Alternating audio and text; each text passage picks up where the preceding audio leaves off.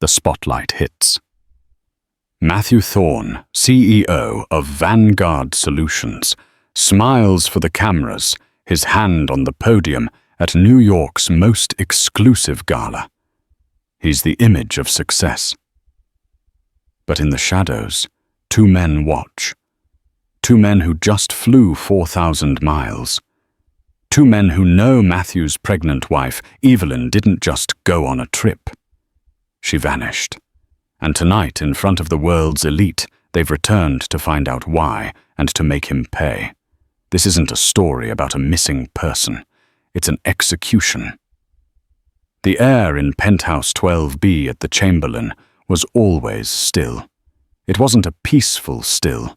It was a pressurized, waiting stillness, like the air before a lightning strike.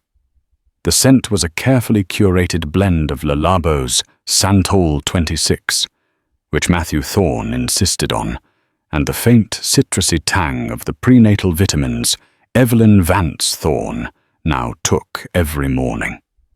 At 7 months pregnant, Evelyn moved through the sprawling apartment with a careful, quiet grace. The child inside her was a promise, a tiny, fluttering rebellion she held secret in her own body. "You're sure you're feeling up to this?" Matthew asked. He didn't look up from the cufflink he was fastening. It was a solid, unforgiving square of platinum. His suit, a custom Tom Ford, was the color of a shark's skin. "The gala, Matthew, we've discussed this. Dr. Alistair said, gentle social interaction is fine." Evelyn said, her voice soft. She instinctively placed a hand on the swell of her stomach. Matthew finally looked at her, his eyes scanning her not with a husband's affection, but with an appraiser's critique. "The Metropolitan Benefactors Gala isn't gentle social interaction, Evelyn. It's the most important night of my career. The Vanguard merger hinges on my speech tonight. I can't have you looking unwell. It suggests instability. Looking unwell." A small, nervous laugh escaped her. "I'm pregnant, Matthew, not diseased." He walked over his expensive leather shoes, silent on the antique Persian rug. He didn't touch her stomach. He adjusted the strap of her simple, elegant maternity gown. "I know. It's just a distraction. Everything needs to be perfect. The merger with Omnicorp is a $30 billion deal. Tonight I solidify my legacy." "Our legacy," she whispered. Matthew smiled, but it didn't reach his eyes. "Of course, dear. Now sit. Maria will bring you some water. Don't move around too much. I don't want you going into labor at the Met. Think of the headlines." He left. The massive, sound-dampened door clicked shut, and the apartment returned to its pressurized silence. Evelyn waited. She waited for the fear to pass, the familiar cold prickle that ran down her spine whenever he was in merger mode, which for the last year seemed to be all the time. She walked to the nursery, a room painted in a soft, hopeful yellow. She'd done it herself against Matthew's wishes. He had wanted an interior designer. "He doesn't mean it, little one," she whispered to her belly. "He's just stressed." But she knew it was a lie. The stress was always there. The control was always there. The man she had married, the charming, ambitious entrepreneur, had been slowly replaced by this cold, calculating CEO. She looked at the small, hidden security camera in the corner of the nursery, disguised as a smoke detector. It wasn't for the baby. It was for her. She checked her watch. 4:00 p.m. Matthew would be at his final prep meeting at Vanguard Tower until 6:00 p.m.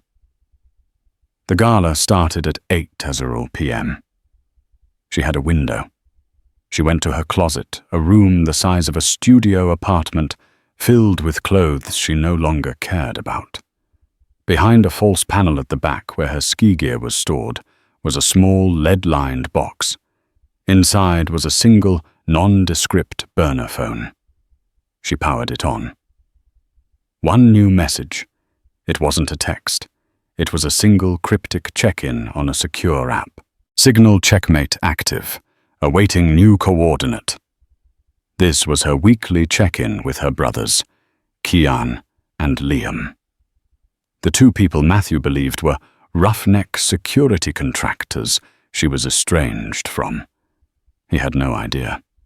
She typed her reply, a simple distress code she had established with them years ago. Signal Rook Castle, SJMH, 72 hot hours.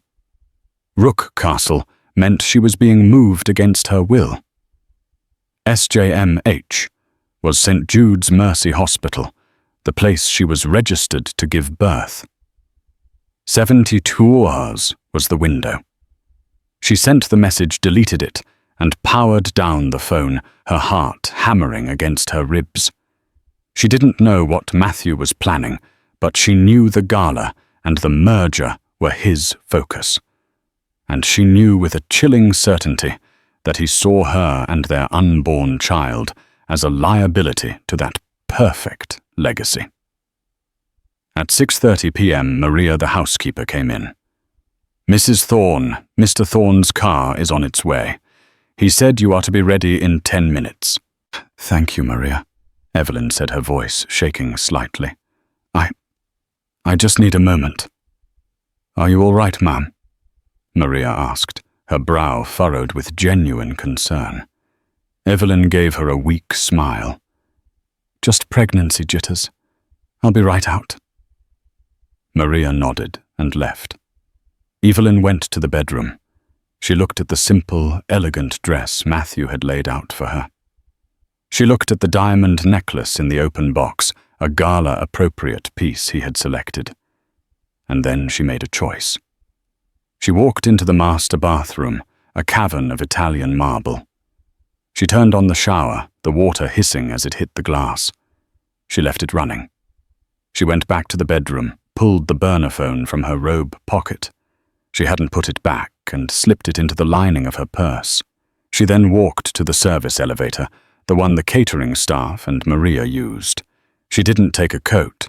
She didn't take the diamonds. At 6:45 p.m., Matthew Thorne's driver, a stone-faced man named Peterson, buzzed the penthouse. There was no answer. He buzzed again. At 6:50 p.m., he called Matthew. "Sir, Mrs. Thorne is not answering the door." Matthew's voice was tight. "She's there. I'm on my way. I'll handle it."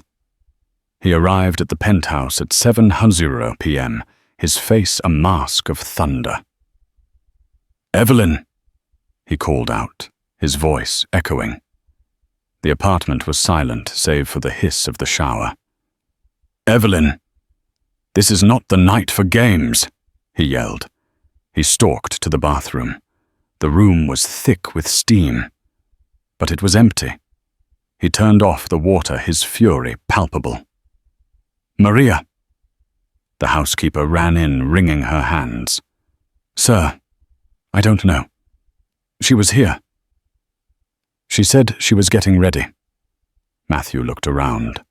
The gala dress was still on the bed. The $2 million diamond necklace was still in its box. Her purse was gone.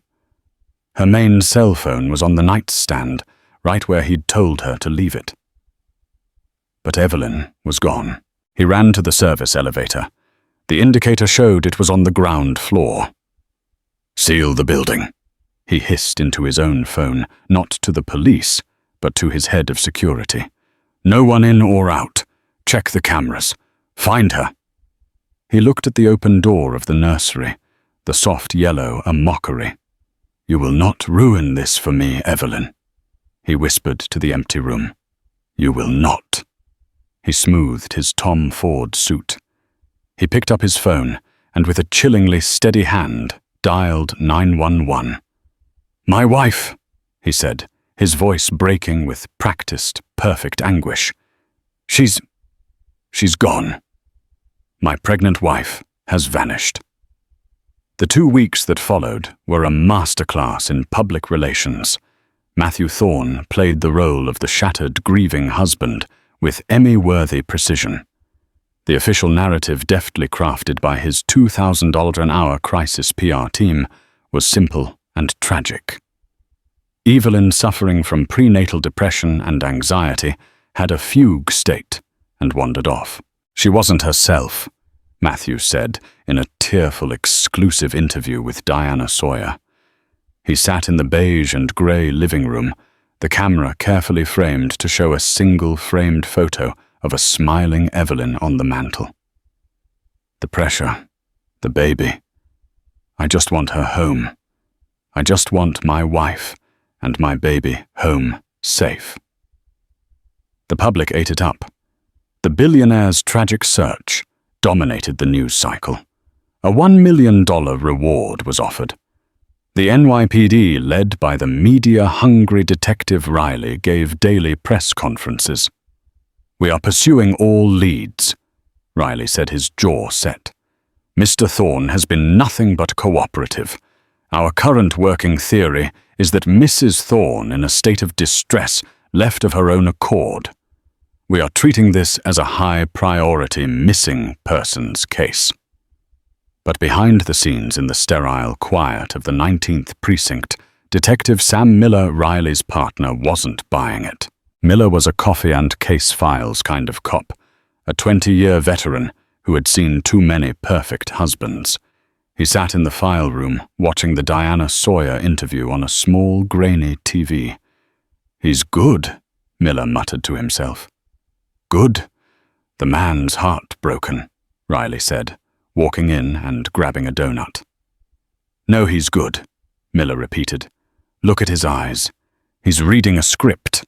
And his grief, it's performative. He's too polished. If my pregnant wife vanished, I'd look like I'd been dragged through hell. This guy looks like he just got back from a spa. He's a billionaire, Sam. They don't look like hell. They manage their optics," Riley scoffed. "Just focus on the homeless shelters and the bus terminals. She'll turn up." Miller turned back to his files. He had a few things that bothered him. First, the service elevator. The cameras in the Chamberlain were top of the line, except for the service corridor. The footage from the service elevator bay was corrupted. "A glitch," the building's security chief said. "A glitch that happened in the exact 10-minute window Evelyn would have left." Second, the housekeeper, Maria. She had been sent on an indefinite paid leave to recover from the trauma. When Miller had tried to re-interview her, he found Matthew had sent her back to her family in Ecuador. First-class ticket plus a $100,000 bonus. Third, the professional cleaners. Matthew had his entire penthouse, all 8,000 square feet, professionally sanitized and deep cleaned less than 24 hours after Evelyn vanished. "I couldn't stand being in the room," he'd told police, knowing she wasn't there. Miller knew what it really meant. No fibers, no stray hairs, no foreign DNA. The place was a sterile box. While Matthew Thorne was projecting an image of a man desperate to find his wife, his private actions showed a man desperate to control a scene. In his office at Vanguard Tower, Matthew wasn't watching the news. He was in a video conference with the board of Omnicorp. "The optics are complicated, Matthew," said Arthur Clements, the silver-haired CEO of Omnicorp. "Arthur, it's a tragedy," Matthew said, his voice laced with just the right amount of weary strength. "But it is a personal tragedy. It has zero bearing on the Vanguard Omnicorp merger. Our Q projections are solid. The deal is sound." "The deal is sound," Clements agreed, "but the benefactor's gala was supposed to be your coronation, your introduction as the new face of the combined entity. Now, it's a media circus. The board is nervous. Stability. Family. These things matter." And I am the picture of stability, Matthew said, his voice turning to ice. I am handling an unimaginable personal crisis with grace and fortitude. This proves I am the man for the job. The gala will proceed. I will give my speech. I will accept the Philanthropist of the Year award. And we will put this distraction behind us. There was a pause. And your wife? Clements asked. I have the best people in the world looking for her, Matthew said. Now, if you'll excuse me, I have to go and approve the gala's new seating chart. We must move forward. He ended the call. The grieving husband mask melted away, revealing the cold reptilian focus beneath. He buzzed his assistant. Get Peterson in here. His head of security, the ex-Mossad agent named Peterson, entered. Sir. Any new leads? Matthew asked, using air quotes. The police are focusing on a credible sighting at a bus station in Delaware. We encouraged the tip. Good. Keep them busy. What about the real problem? St. Jude's Mercy Hospital. She's secure. Dr. Alistair has her on a medically induced rest. Her chart is flagged acute psychosis danger to self and fetus. He's sure she can't communicate, no phones, no messages. The wing is a Faraday cage, and Dr. Alistair understands the stakes. His new research wing is fully funded by you. Good, Matthew said again. He had found Evelyn's burner phone in her purse just minutes after she'd been sedated. He had seen the Rook Castle message. He didn't know the code, but he knew who it was for. And the brothers? Matthew asked, a flash of genuine irritation crossing his face. Kean and Liam Vance, still off-grid. Their firm Aegis Global Security has them listed as inactive on a long-term contract in Antarctica. No comms. Find them, Matthew ordered. I don't care where they are. I want to know the second they surface. They are the only loose end. They're nobodies, sir. Ex-military grunts who got lucky with a few private contracts. They are her blood, and she was stupid enough to trust them, Matthew spat. Find them. This merger will be my legacy. No one, not a delusional wife, not a screaming baby, and certainly not 2 backwoods security guards, will stand in my way. While Matthew Thorne was managing his optics in New York, a Gulfstream G700 was cutting through the stratosphere, flying a dead straight line from Zurich to Teterboro Airport. Inside the cabin was silent. It was not the pressurized waiting silence of Matthew's penthouse. It was the focused operational silence of 2 men who didn't need words. Kyan Vance sat at the teakwood table, a laptop open in front of him. He was tall, lean, and wore a custom Zegna travel suit, as if it were a uniform. His dark hair was cut with military precision. He looked like a high-level diplomat or a cutthroat banker. He was both. Across from him, Liam Vance was disassembling and cleaning a .45 caliber handgun. This was strictly speaking illegal on a civilian aircraft, but Aegis Global Security owned the aircraft, and the laws that applied to other people rarely applied to them. Liam was the opposite of his brother, broad-shouldered with unruly red-blonde hair and a 3-day beard. He looked like he'd just stepped out of a brawl and was probably looking for another. Antarctica, Kean said, his voice flat as he read a situation report. He thought we were in Antarctica. Idiot, Liam grunted, snapping the slide back into place. We wrapped the Antarctic station install 6 weeks ago. The message hit the server just as we landed in Zurich. His intel is sloppy. He's underestimated us. That's good. Kean looked at the message again. Signal Rook Castle. SJMH, 72 Wagishars. Rook Castle, Kean said. She's being moved, not running. SJMH. Liam added his knuckles white as he gripped the gun. St. Jude's Mercy Hospital, the place she was supposed to give birth. And 72 hukaos. She sent this 15 days ago. Kian said, his voice dangerously quiet. She was telling us her window. She was planning to run to the hospital, but she never made it. Matthew must have moved first. Liam slammed his fist on the table, the teak groaning in protest. If he's touched her, Kian interrupted, his eyes as cold as the stratosphere outside. He's a classic narcissist with a god complex. The merger is his legacy. Evelyn was a prop. The baby was a complication. Now she's a liability. He pulled up the Diana Sawyer interview on his laptop. They watched in silence as Matthew dabbed a tear from his eye. Liam let out a sound of pure disgust. He's crying. I'm going to tear his throat out. Later, Kian said. First the asset, then the target. Kian had been running facial recognition, voice analysis, and thermal imaging data of Matthew for the last 12 hours. His heart rate is steady. His pupils are normal. He's not grieving. He's bored. He's annoyed. But here, look. He pointed to a moment where the interviewer mentioned Evelyn's estranged brothers. Matthew's pulse barely visible in the high-res footage, but clear as day on Kian's biometric overlay, jumped 15 beats per minute. He's afraid of us, Liam said with a grim smile. He's afraid of what we'll do, Kian corrected, which means he has something to hide.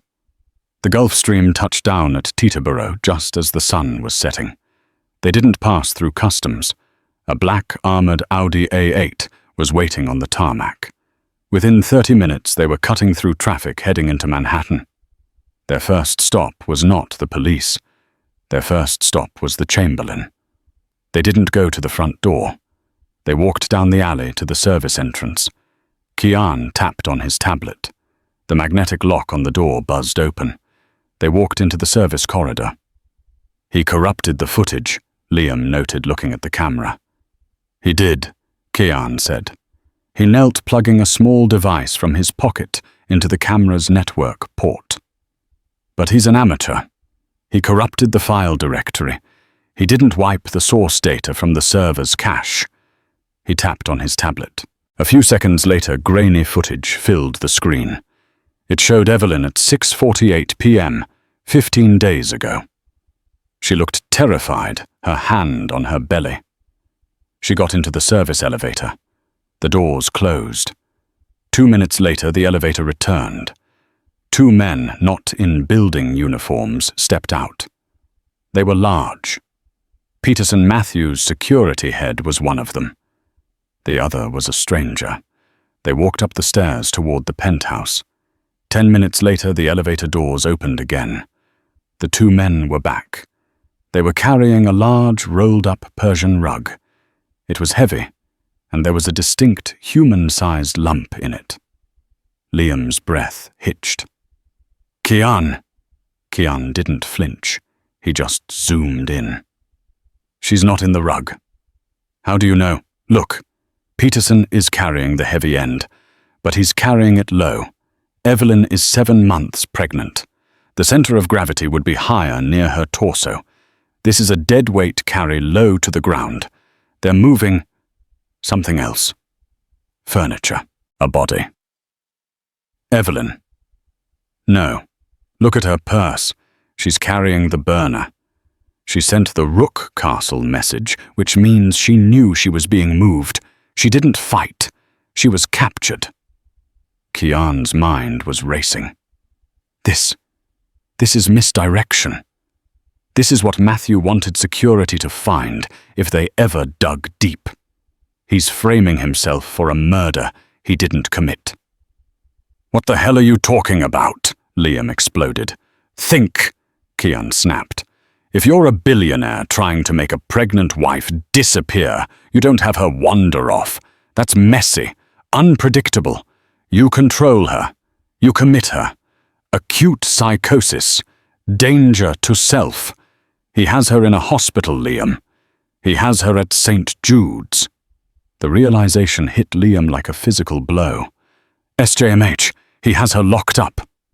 Yes, and he created this false trail, the corrupted video, the fleeing wife, to keep the police busy and to give him an alibi if we ever showed up. He's not grieving and he's not a killer. He's a jailer. Kian unplugged his device. We have her location. Now we deal with the police. They went to the 19th precinct. Detective Riley, seeing two well-dressed, imposing men, tried to take charge. We're Evelyn's brothers, Kian said, his voice polite but with a steel edge. We'd like to see the file. This is an active investigation, Riley puffed up. We can't just... This is Detective Miller, right? Kian said, looking past Riley at the rumpled detective. Your notes on the sanitization of the penthouse were... insightful. Miller froze. How did you... We're here to help, Kian said, sliding a business card across the desk. It was black minimalist. Kian Vance, CEO, Aegis Global. We have resources. We know my sister. We know Matthew. Matthew said you were estranged, Riley said, suspicious. Did he... Liam let out a short, harsh laugh. That's funny. We'd like to offer our full cooperation. In fact, we'd like to report a crime. We're already investigating a crime, Riley said. No, Kian said, his eyes locking with Miller's. You're investigating a missing person. We're here to report a kidnapping, and we know exactly who did it. Detective Miller's office was a 10-foot box, smelling of stale coffee and file folders. Riley had huffed off annoyed at the intrusion, but Miller had quietly invited Kian and Liam to sit. Kidnapping, Miller said, leaning back in his squeaking chair. He didn't write anything down. That's a hell of an accusation. You're talking about Matthew Thorne. The man's on TV every 5 minutes, crying his eyes out. He's performing, Kian said, his voice level. You know it, or we wouldn't be in this room. You noted the penthouse sanitation, the housekeeper's vacation, and the convenient camera glitch. You're a good cop, detective. You're just under-resourced for this kind of target. Miller's eyes narrowed. And we are over-resourced, Liam said, his voice a low growl. We know he has her. We know where. St. Jude's Mercy Hospital. She's being held by a doctor on his payroll, a man named Alistair. Miller sat forward, the chair groaning in protest. St. Jude's... That's a maternity ward. We checked it. Her file is active, of course. She's registered to give birth there. But we called. They said she's not a patient. Of course, they said that, Kian said. He pushed his tablet across the desk. It was open to a schematic. St. Jude's has a new private maternal mental health wing. It opened 6 months ago. It's not on any public directory. It was funded by a single anonymous $50 million donation. From Matthew. Miller finished the pieces clicking into place. He built a private jail, Kian confirmed. He's going to have her declared mentally incompetent, a danger to herself and the baby. He'll induce labor, take the child, and have her permanently committed. He gets the heir a tragic backstory that makes him look like a martyr and a clean exit from his marriage. The merger goes through and his legacy is secure. Miller was silent for a full minute, the color draining from his face. This is beyond anything I've seen. We can't get a warrant for that. Not based on a feeling. A judge would laugh me out of the courtroom and Matthew would have my badge. We don't want you to get a warrant, Kian said. Then what the hell do you want? We want you, Kian said. Matthew has the press. He has the political connections. He has the commissioner on his Christmas card list. When we move, and we will move, he's going to paint us as the villains. as the estranged, violent brothers he's so afraid of. We need one honest cop to be the witness. We need someone on the inside who can legitimize the evidence when we find it. You're asking me to go off book, Miller said. To risk my pension on a high-tech hunch.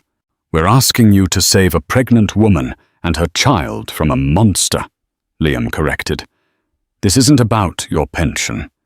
It's about the woman your department gave up on. Miller looked at the two brothers. The cold, analytical focus of Kian. The barely leashed, righteous fury of Liam.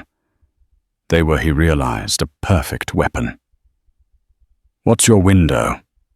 Miller asked, his decision made. "We don't have one," Kian said.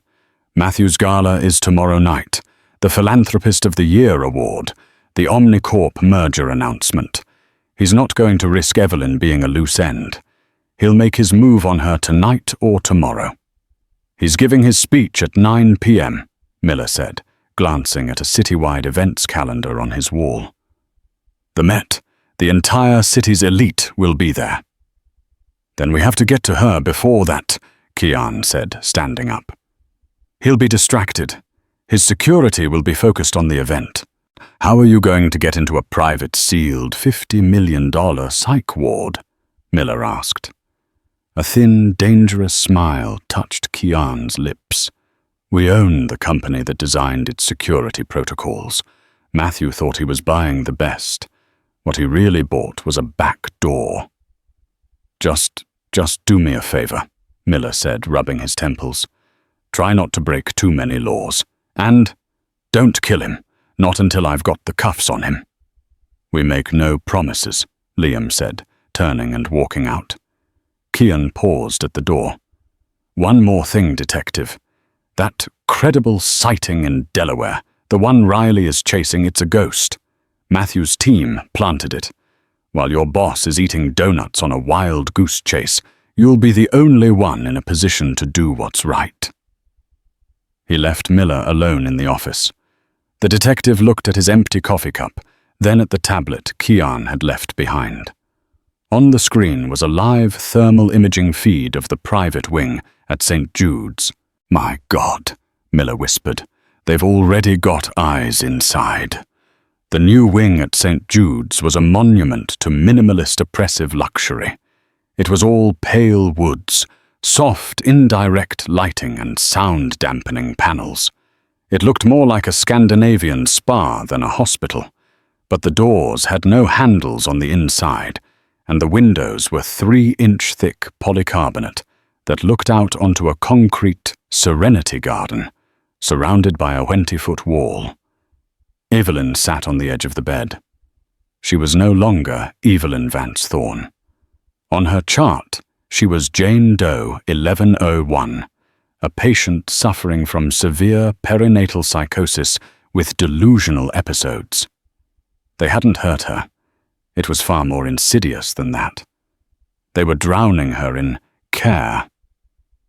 A nurse, a kind-faced woman, whose eyes were utterly dead, came in 3 times a day to administer a vitamin cocktail via IV. Evelyn knew it was a sedative. It left her foggy, lethargic, her limbs heavy. "Hello, dear," Dr. Alistair said, stepping in. Pinghall, he always looked so kind. His silver hair, his reassuring smile. He was the perfect image of a compassionate doctor. "Dr. Alistair," Evelyn said, her voice a dry rasp. "Please, you have to tell me what's going on. My husband, is he—" "Your husband is worried sick, Evelyn," he said, sitting in a chair just out of her reach. "But you're not well. You had an episode. You don't remember, but you were found walking near the river. You were hysterical. You said terrible things, that Matthew was trying to hurt you." "He is," she pleaded, tears welling. "He arranged this. This is a prison." "Now, Evelyn," he said, his voice turning firm, the kindness evaporating. This is exactly the kind of paranoia we're treating. You're agitated. The baby, your child, is at risk because of this stress. We are just trying to keep you both safe. Matthew has been very clear the baby's health is the #1 priority. My baby, she whispered, her hands cradling her stomach. The baby was the only thing that felt real. When can I leave? When you're better, he said, standing. The induction is scheduled for tomorrow. Once the baby is born, you can focus on your own recovery. We'll have a much clearer path forward then. Induction tomorrow. But I'm not due for weeks. The baby is in distress, Evelyn. From your distress. This is the best way. Don't you worry. Matthew will be right here. He's arranged for the best neonatal team in the country. Your child will have everything. Your child. Not our child. The implication hung in the air, cold and sharp as a scalpel. He was going to let her give birth, then take the baby and lock her away forever. Dr. Alistair left. The lock on the door clicked with a heavy magnetic thud. Evelyn wept. She had tried to be strong. She had tried to get the message out. But she had failed. She had sent her Rook Castle message, but her brothers, they were in Antarctica. They were a world away. She was alone. Outside the hospital, in a nondescript cleaning van, parked 2 blocks away. Liam was watching Dr. Alistair on a high-definition monitor. The audio feed from a laser microphone, aimed at the window, was crystal clear. Induction, tomorrow. Liam spat his hands, clenching so hard his knuckles were white. He's not waiting for the gala. He's doing it during the gala. It's the perfect cover. Of course he is, Kian said, his fingers flying across a keyboard. He was in. The hospital's network, firewalled by Aegis, had an Aegis-built service and diagnostics port. He was now logged in as a system administrator. I'm in the HVAC system, Kian said. I'm in the electronic medical records. And I'm in the security mainframe. On his screen, a map of the wing lit up. He saw the guard stations. He saw the locked doors. And he saw Jane Doe 1101. I have her. Room 304. She's alone, Kian said. But the sedation, he's been drugging her. Look at this. He pulled up her medical chart. Heavy sedatives 3 times a day. He's keeping her docile, but he's also poisoning a 7-month-old fetus. If she stays in there another 24 hours, she's not staying in there another minute, Liam said. He racked the slide on a tranquilizer gun. No, Kian said. Not yet. We go in heavy, they lock the wing down. They call Matthew. Matthew calls the real police.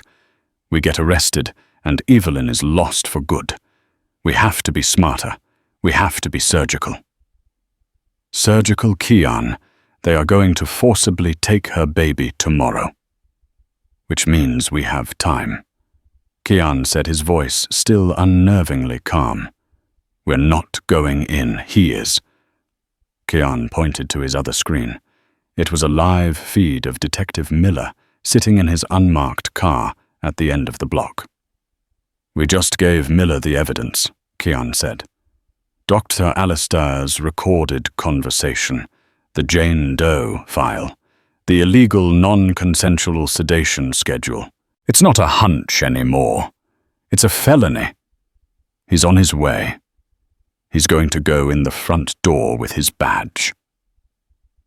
And Alistair will just hand her over, Liam scoffed. No, Alistair will panic. He'll call his boss, and that, Kian said, is what we want. We want Matthew Thorne on the biggest night of his life to know that we are here. While Miller plays cop, what do? Liam demanded. We cut the head off the snake. Miller gets Evelyn. We are going to the gala. The Metropolitan Museum of Art was a fortress of light. The entire facade was uplit in electric blue, the color of the Vanguard Solutions logo. Limousines, black and silent as panthers, purred to the curb. Matthew Thorne stepped out of his Maybach. The flashbulbs were blinding, a percussive explosion of light.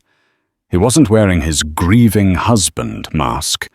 He was wearing his triumphant CEO mask. His Tom Ford tuxedo was perfect. His smile was perfect. His hand was raised in a perfect, humble wave. Mr. Thorne. Mr. Thorne. "Any word on your wife?" shouted a reporter from Access Hollywood. Matthew's face instantly shifted. The smile became fragile. His eyes became moist. It was Kian would have noted a masterfully quick transition. "Thank you for asking," Matthew said, his voice just loud enough for the boom mics. "We are hoping, every day. The police are doing a wonderful job. My heart is with her wherever she is. But tonight is about the future.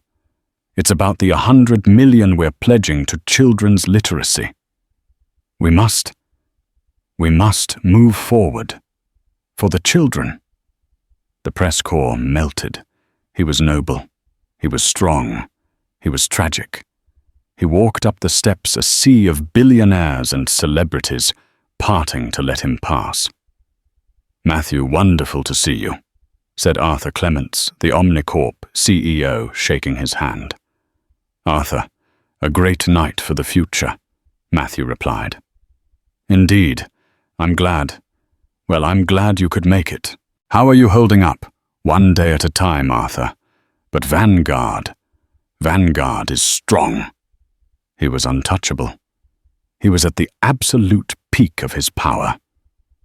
He entered the great hall, which had been transformed. Massive banners of his face under the words, "Philanthropist of the Year," hung from the ceiling. His assistant, a nervous young man named Alex, scurried over. "Sir, the seating is perfect. The press package is distributed, and your speech is on the teleprompter." "Excellent, Alex," Matthew said, taking a glass of champagne from a passing tray. "Everything is perfect." His personal phone, the one not connected to his office, vibrated in his pocket. A secure text. He stepped into a quiet alcove beside a 14th century suit of armor. The text was from Dr. Alistair. "Patient 1101 is compromised. A police detective is here. Miller. He has the records. He's demanding to see her. This is not a drill." Matthew's smile didn't waver. The champagne flute in his hand didn't tremble, but a cold black rage settled in his chest. The brothers. It had to be. The Antarctica legend had been false. They were here. They had gone to the police. They were trying to ruin him. "This is not a drill," he whispered, mocking Alistair. "You pathetic, sniveling fool." He typed a reply. "Lock it down. Do not let Miller see her. Move her. Now. And Alistair, if you fail me, the research wing will be the least of your problems. I will personally see your medical license turned to ash." He sent the text. He took a sip of champagne. He looked at his own face on the giant banner. "You came all this way," he whispered to the imaginary brothers, "and you think you can beat me? You're just a pair of thugs. I am a king." He deleted the text thread, dropped the phone back into his pocket, and smoothed his tuxedo. He walked back into the throng of adoring high society, his smile brighter than ever. "Matthew, over here," a photographer shouted. Matthew turned and smiled. He was indestructible. The gala was a sea of black Tesson diamonds. The hospital was a maze of white corridors and silent alarms. Both were about to break. At St. Jude's Mercy Hospital, Detective Miller flashed his badge at the reception desk of the private wing. "Detective Sam Miller, 19th Precinct. I'm here to see Dr. Alistair. It's an urgent police matter." The nurse's eyes widened. "The doctor is busy." "He's about to get a lot busier," Miller said, pushing through the locked door just as a terrified nurse buzzed it open for an orderly. He found Alistair in his office, frantically shredding documents. "Dr. Alistair," Miller said, his voice deceptively calm. Alistair jumped a piece of paper falling from his hand. "This is a private wing officer. You can't just—" "It's detective," and this, Miller said, holding up his phone and playing the audio Kian had supplied, "is a felony." Alistair's face went as white as his lab coat as he heard his own voice. "Induction is scheduled for tomorrow. I want to see Jane Doe 1101, right now," Miller commanded. I can't.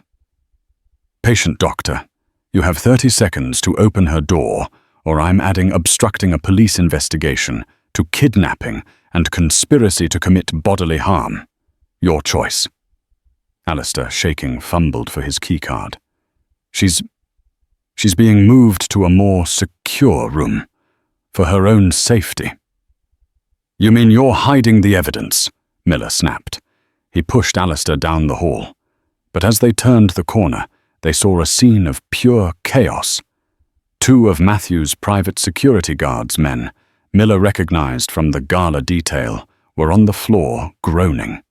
One was clutching his knee, the other was out cold, and Liam Vance was standing over them, a tranquilizer gun in his hand, which he'd just used as a very effective club. He had broken in through an HVAC maintenance shaft, just as Miller had made his own move at the front. "You!" Alistair shrieked. "Security! Lockdown!" "They're a little busy," Liam growled. He looked at Miller. "You're the cop. Detective Miller. You're the cavalry." Liam didn't waste another second. He ran to room 304 and kicked the door. It was mag-locked. "Open it! Now!" he snarled at Alistair. Miller, making a split-second decision, unholstered his weapon. He aimed it not at Liam, but at the doctor. "Do what he says. Now!"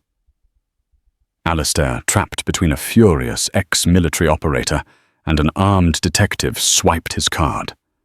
The door hissed open. Evelyn was on the bed, her eyes half-closed, a fresh IV line in her arm. She was pale, her breathing shallow from the sedatives. "Evelyn!"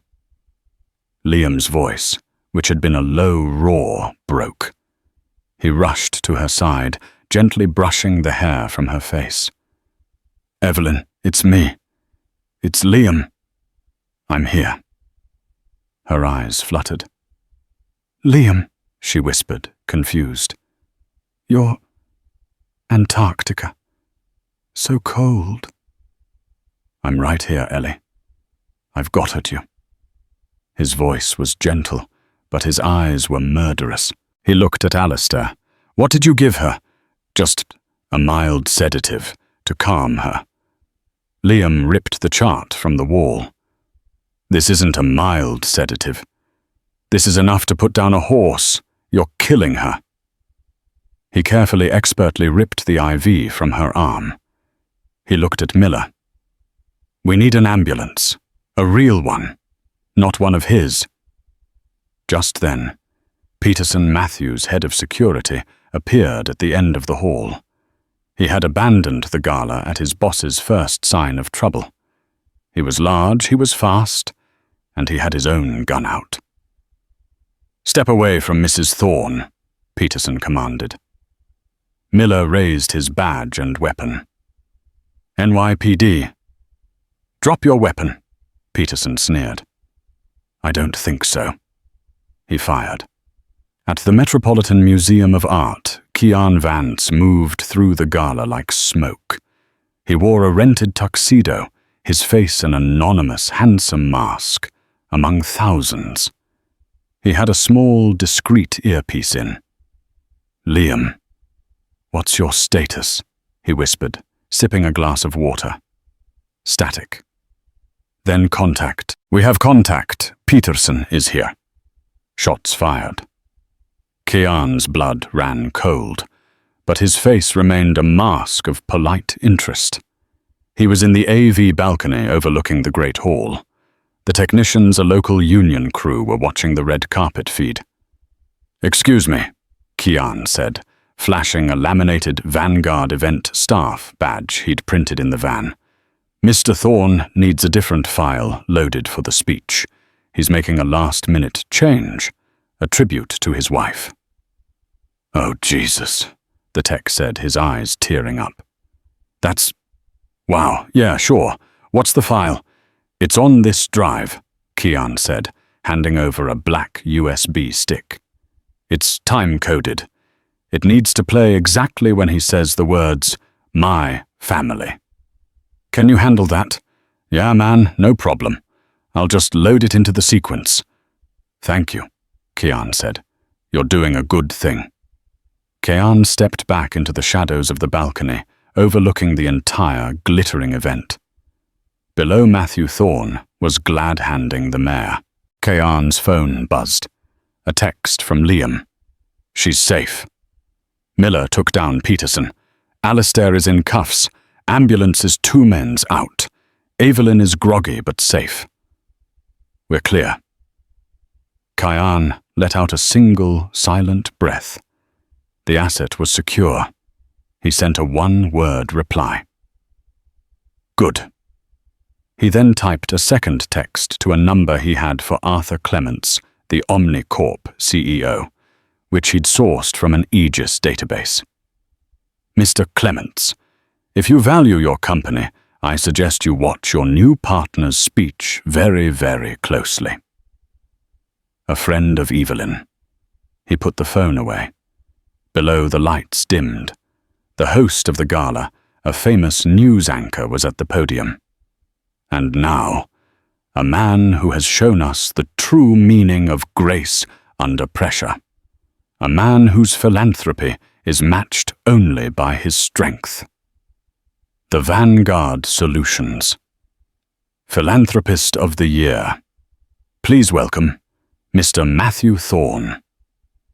The applause was thunder. Matthew walked onto the stage, his face a perfect blend of humility, strength, and hidden sorrow. He approached the podium. Kian watched him from the darkness. "Showtime," Kian whispered. Matthew Thorne stood in the single, brilliant white spotlight.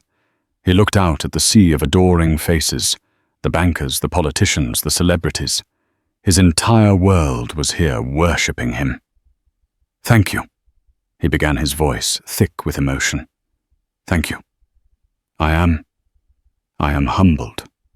Truly, this award isn't for me. It's for the Vanguard family. It's for the future we are all building." He paused, dabbing his eye. The crowd awed. "This has been a difficult year. As many of you know, my heart is incomplete. My beautiful wife, Evelyn." His voice cracked. It was a perfect performance. "But in the face of this unimaginable personal tragedy, I've learned what truly matters. It's not the mergers, it's not the balance sheets. It's my family." He said the trigger words. Behind him, the massive 30-foot screen, which had been showing the blue Vanguard logo, flickered to black. Matthew, in his bubble of light, didn't notice. A new image appeared. It was the grainy, high-contrast footage from the Chamberlain's service corridor. But it wasn't the rug video. It was a new angle, one Kian's team had algorithmically recovered from a deleted backup server.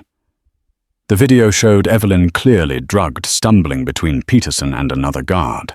They weren't carrying her. They were forcing her. They pushed her into a waiting private ambulance. The timestamp was 7:05 p.m. The night she vanished. The audio in the Great Hall, meanwhile, was not Matthew's voice.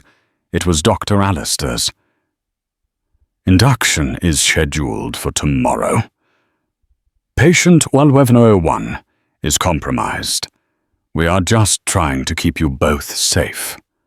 The crowd murmured. People stood up. "What is this?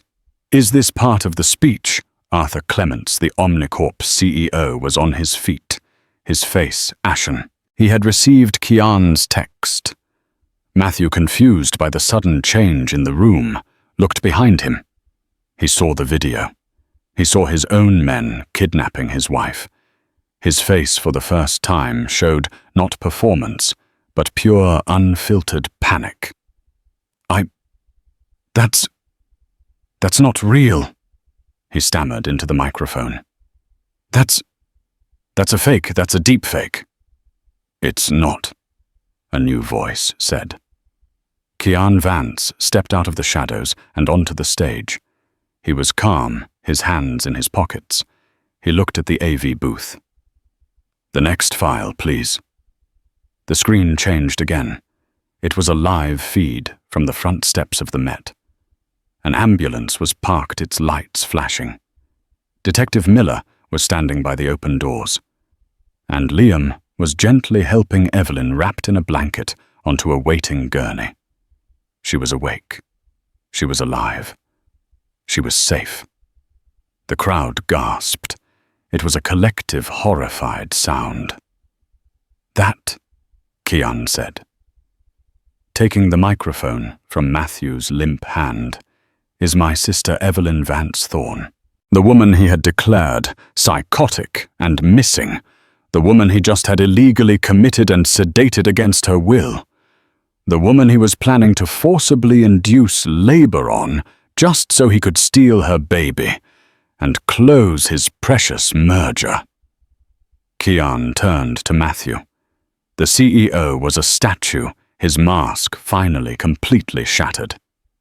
"He didn't want a wife," Kian said to the crowd, his voice echoing through the silent hall. "He wanted a prop. He didn't want a child. He wanted an heir. And when his pregnant wife became an inconvenience to his $30 billion deal, he had her erased." "Lies," Matthew finally screamed, his voice high and thin. "Lies! Security, get him off the stage." But his security team was gone. Peterson was in the back of a squad car. The only security coming was the NYPD. 2 uniformed officers, tipped off by Miller, were walking down the main aisle. Kian looked at the officers, then back at Matthew. "You thought we were in Antarctica, Matthew. You underestimated us. You underestimated her." He dropped the microphone. It hit the stage with a deafening thud that echoed like a gunshot. Matthew lunged, not for Kian, but for the exit. He was a cornered animal. But it was too late. The flashbulbs were erupting again, 1,000 times brighter. But this time they weren't capturing his triumph. They were capturing his ruin. "Mr. Thorne, is it true? Did you kidnap your wife, Matthew?" The officers took his arms. "Matthew Thorne, you're under arrest for kidnapping, conspiracy, and aggravated assault." As they cuffed him, his eyes found Arthur Clements in the crowd. The Omnicorp CEO just looked at him with cold disgust and shook his head. The deal was dead. Vanguard Solutions. Matthew's legacy would be in receivership by Monday. Kian didn't watch them drag him away. He was already off the stage, walking against the tide of horrified, fleeing guests. He walked out the front doors of the Met and into the cool night air. Liam was waiting for him by the ambulance. "She's stable," Liam said, his voice rough. "On her way to a real hospital. We did it, Kian." Kian just nodded, finally letting the tension of the last 48 hours drain from his shoulders. He looked up at the museum, where a shattered billionaire was being put into a police car, his perfect life in ruins. "The asset is secure," Kian said, "and the target neutralized." Kian clapped his brother on the shoulder. "Let's go see our sister." They thought they could break her. They thought they could erase her. But they underestimated her, and they never saw her brothers coming. The Thorne Empire is in ashes, and Matthew Thorne will likely never see the outside of a federal prison again. This story is a chilling reminder that truth always finds a way out, and sometimes the karma that's been waiting in the shadows comes with a force you never saw coming. What did you think of this story? Do you believe justice was served? Let us know your thoughts in the comments below. And if you enjoyed this, please make sure to like this video, share it with someone who needs to see it, and subscribe to the channel for more real-life drama every week. You won't want to miss what's next.